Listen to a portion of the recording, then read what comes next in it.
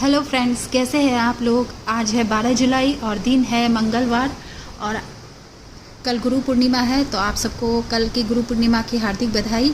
कल तो बहुतों के घर में सत्यनारायण स्वामी की पूजा भी होगी। और दिन के बज रहे हैं 11। मैं किचन में आई हूँ। यहाँ मेरा दूध गिर गया चूल्हे पे उफन के और मुझे पता भी नहीं चला, क्योंकि नाश्ता करने के बाद रूम में टीवी ऑन करके न्यूज़ सुनते सुनते नाश्ता किया। उसके बाद फिर बैठ गई रूम में, तो मुझे नींद आ गई। अब पता भी नहीं चला कि कब कितना देर हो गया दूध चढ़ाए हुए, और अच्छा देर मैं सोते रह गई। बैठे बैठे ही मैंने लगता मैं आधा घंटा तक सोई रह गई, क्योंकि आज दिन में मेरे पैर की छोटी उंगली कानी उंगली में जोर का चोट लग गया। और इतना जोर का चोट लग जाता है, जब कानी उंगली में चोट लगता है तो ऐसा लगता है कि जान प्राण निकल गया हो। तो बहुत जोर का दर्द हो रहा था। ठंडे पानी से उसकी सिकाई की, तब जाके थोड़ा आराम हुआ, और आराम होने से मुझे नींद आने लगी तो और मैं सो गई। तो किचन में आई तो देख रही हूँ कि दूध है ना चूल्हे पे गिर गया है और चूल्हे पे जल भी गया है, तो उसी की सफाई कर रही हूँ। कपड़े से पोंछ रही थी तो नहीं पोंछा रहा था, क्योंकि जल के बैठ गया था। ये जो इंडक्शन है ये दूसरे टाइप का इंडक्शन है। यह हीट करता है। जैसे बाकी इंडक्शन होता है कि उस पर अगर आप कागज़ भी रख दीजिएगा तो नहीं जलेगा, लेकिन ये जो हमारा इंडक्शन है ये इस पे सभी बर्तन चढ़ जाते हैं। कोई भी मेटल का बर्तन हो, चाहे वो गोल हो या फ्लैट हो या इंडक्शन फ्रेंडली हो या ना हो, सभी तरह के बर्तन को ये गर्म करता है। क्योंकि एक तरह का ये हीटर ही है। जैसे एक हीटर होता है गोल सा, उसमें तार लगे होते हैं, और जब उसमें लाइन जाता है तो तार हीट हो जाता है और फिर उस पर हम खाना बना सकते हैं। यह भी कुछ इसका भी फंक्शन ऐसा ही है। बस समझिए ये रेक्टेंगल शेप में है, और उस समझिए उस तार के ऊपर एक ग्लास रख दिया गया हो, तो बस ऐसा ही है। इसी तरह काम करता है। ये ग्लास हीट हो जाता है, अगर इस पर कुछ भी गिर पड़ जाए तो वह जलने लगता है, सूखने लगता है।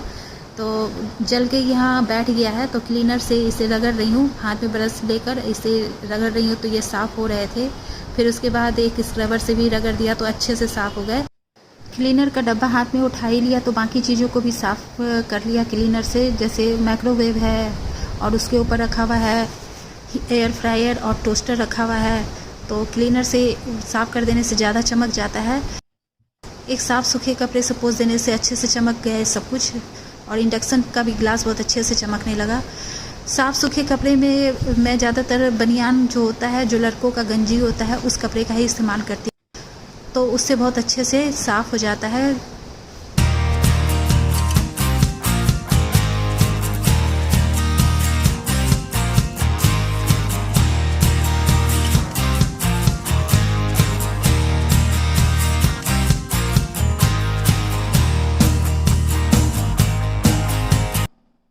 यह एक माइका का टुकड़ा है। इसे इस खिड़की में फंसा देती हूँ, और इसलिए इसे लगा के रखना पड़ता है कि जब हवा चलती है तो यहाँ चूल्हा है, गैस का लौ सही से नहीं लग पाता है, तो ढंग से बर्तन गर्म नहीं हो पाता है, खाना बनने में लेट हो जाता है। तो इसे इस तरह से लगा देती हूँ, तो अगर हवा भी चलता रहता है तो खिड़की खोल के रख सकती हूँ, और यहाँ चूल्हा पे खाना भी ढंग से बन पाता है। अभी तो सावन आ गया है। अभी तो सावन शुरू नहीं हुआ है, लेकिन पुरवैया चलना शुरू हो गया है। 2 दिन से हवा अच्छी चल रही है, और हवा में धूल नहीं रहता है, तेज़ हवा चलती है, मौसम सुहावना सा हो गया है। और जैसे घर भी सूखा सूखा रहता है, जैसे बारिश होती है तो मॉइस्चर जैसा सब कुछ हो जाता है। ज़मीन में गीलापन महसूस होगा, दीवार में गीलापन महसूस होगा, लेकिन जब हवा चलता है तो वो चीज़ नहीं रहता है। तो अच्छा तो वो क्या कहते हैं, सुखद एहसास होता है। इसीलिए हमारे फिल्मी गाने में लगता है सावन पे इतने सारे गीत बनते हैं, क्योंकि जब ये हवा चलती है तो अच्छा सुहावना मौसम लगने लगता है। हमारे यहाँ आलू का खर्चा ज़्यादा है, तो इनको आलू ज़्यादा पसंद है, इसलिए आलू का खर्च ज़्यादा है। तो बस हमारा बास्केट भर गया है। जो पुराने वाले आलू है वो भी इसमें आ जाएंगे। प्याज तो नहीं आ पाएगा, साथ में प्याज भी आया है। तो जब भी बोलती हूँ तो आलू प्याज एक साथ बोल देती हूँ। तो एक बार में 10 किलो आलू और 2 किलो प्याज इतना बोल देती हूँ, तो दोनों साथ ही एक ही साथ लगभग ख़त्म होते हैं। सब्जी में मेरा प्याज डालने का कम ही काम रहता है, ज़्यादातर सलाद में ही खर्च होता है। और ये सब करते करते मेरे चावल भी बन गए, और यहाँ चावल को कैसरोल में निकाल रही हूँ। इसी कुकर में राजमा बना लूँगी। अभी मधुमा आ गई है तो उसे कुकर दे दूँगी तो वो धो देगी, और इसी में राजमा बना लूँगी। और साफ़ सफाई करने के बाद लगे हाथ चावल भी चढ़ा दिया। इन्होंने कहा है कि आज वो खाना नहीं खाएंगे, आउट ऑफ स्टेशन है अभी। तो जब ये नहीं रहते हैं तो मुझे राजमा चावल बनाना आसान लगता है, क्योंकि बच्चे भी मन से खा लेते हैं और मुझे ज़्यादा आइटम बनाने की ज़रूरत नहीं पड़ती है।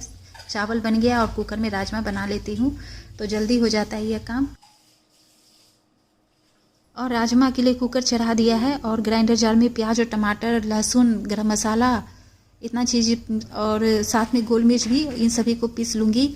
आज टमाटर कम है, फ्रिज में एक ही टमाटर थे, तो जब राजमा बनाती हूँ तो प्याज से ज़्यादा टमाटर डालती हूँ, तब जाके टेस्ट अच्छा आता है, नहीं तो प्याज वाला टेस्ट आ जाता है।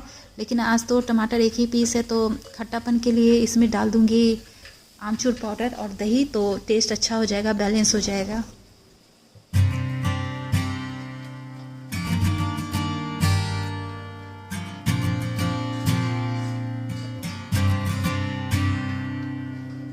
अमित अभी पढ़ते पढ़ते किचन में आया है और कह रहा है कि उसका एडमिट कार्ड आ गया है। उसे नीट का एग्ज़ाम देना है, 17 को उसका एग्ज़ाम है, तो एडमिट कार्ड आ गया है और अभी मोबाइल पे आया है। अभी फिर जाके उसका प्रिंट आउट निकालना होगा। तो बच्चों पे बहुत प्रेशर रहता है पढ़ाई का। और जीत का भी एग्ज़ाम है, उसका CUET का एग्ज़ाम है, 15 से स्टार्ट है CUET का एग्ज़ाम और अगस्त तक चलने वाला है। राजमा में दही डाल रही हूँ और आमचूर पाउडर भी डाल दिया था और बाकी मसाले डाल के 2 सीटी लगा दिया था, तो उसमें थोड़ा सा कसर रह गया था अच्छे से गलने में, तो फिर से लगाना पड़ा 1 सीटी। और राजमा बन जाने के बाद खाली कर दिया था कुकर और मधु माँ को कह दिया था कि धो देने।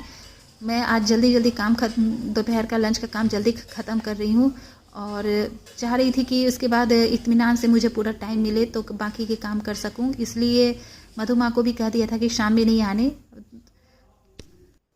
और खाना बन जाने के बाद मैं जीत के रूम का बेडशीट चेंज कर लिया। आज नहीं कर पाई थी सवेरे, मुझे 2-2 दिन पर बेडशीट चेंज करने पड़ते हैं क्योंकि रैम्बो सभी बिस्तर पे बैठता है तो करना पड़ता है।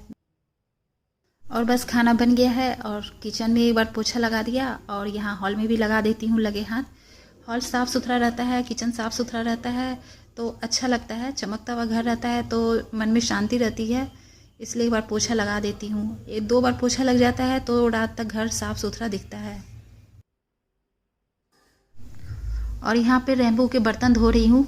कल वह ठीक से खाना नहीं खाया है, ना के बराबर ही खाना खाया है, तो आज उसे बहुत ज़ोरों की भूख लग रही है। नाश्ता में उसे रोटी दे दिया था और फिर मीत जीत जब भी खा रहा है तो वो भी अपने में खिला दे रहा है, फिर भी उसे बहुत भूख लग रही है, उछल कूद मचाए हुए है, तंग कर रहा है। उसी को खाना देने के लिए उसके बर्तन धो रही हूँ। अगर उसे गंदे बर्तन में, उसी बर्तन में अगर बगैर धोए उसी में चावल डाल दूँगी तो नहीं खाएगा, तो उसे साफ़ बर्तन में खाना चाहिए, तो उसी का बर्तन धो के उसी में चावल डाल दूँगी। जितने आया उसे गोदी में उठाया तो कह रहा मम्मी इसका पेट गुड़गुड़ कर रहा है, इसको बहुत ज़ोर की भूख लगी है, अभी जल्दी से दे दो इसको और खाना। इन दोनों का एग्ज़ाम है तो सारा प्रेशर मुझ पे आ गया है, मतलब रैम्बो का खाना पीना नहाना सब काम मुझे ही देखना पड़ रहा है। अब मैं बोल भी नहीं सकती हूँ, मैंने भी सारी जिम्मेदारी मैंने ही उठा ली है। अगर मैं बाहर निकलती तो टहलाने वाला काम भी मुझे ही मिल जाता, पर मैं नहीं निकलती हूँ घर से बाहर, इसलिए बच्चों को मजबूरी में उतना जाना पड़ता है टहलाने के लिए। शाम के 5 बज रहे हैं और कपड़ा मैंने उतार लिया है और सारे कपड़े को फोल्ड कर लूँगी। अभी धूप अच्छी हो रही है और हवा भी चल रही है तो कपड़े अच्छे से सूख गए हैं। एक एक करके सारे कपड़े को फोल्ड करके और मैं अपना कपड़ा अपनी जगह पे और बच्चों का कपड़ा बच्चों के अलमारी में रख दूँगी। आज तो ज़्यादातर मेरे ही कपड़े हैं। और इसी के साथ वीडियो को एंड करती हूँ। अगले वीडियो में मैं फिर मिलूँगी, तब तक आप स्वस्थ रहे, मस्त रहे, बाय बाय।